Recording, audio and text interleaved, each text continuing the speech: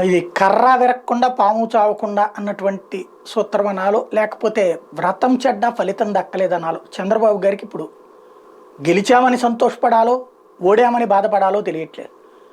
ఒక జడ్జి గారు 17A వర్తిస్తుందని తీర్పు ఇచ్చారు కాబట్టి సంబరాలు చేసుకోవాలి. ఇంకొక జడ్జి గారు 17A వర్తించదని తీర్పు ఇచ్చారు కాబట్టి బాధపడాలి.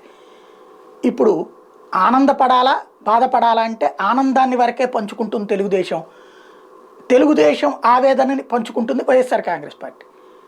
ఇప్పుడు చూస్తే మీకు రాబోయే 2-3 రోజులు అబ్జర్వ్ చేయండి.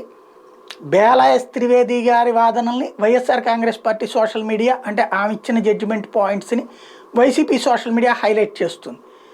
అనిరుద్ధ బోస్ గారికి సంబంధించిన జడ్జిమెంట్ని తెలుగుదేశం పార్టీ హైలైట్ చేస్తుంది. ఇక్కడ జడ్జిమెంట్లను కూడా ఆ విధంగా ఎవరికి అనుకూలంగా వాళ్ళది ఉండేటువంటి.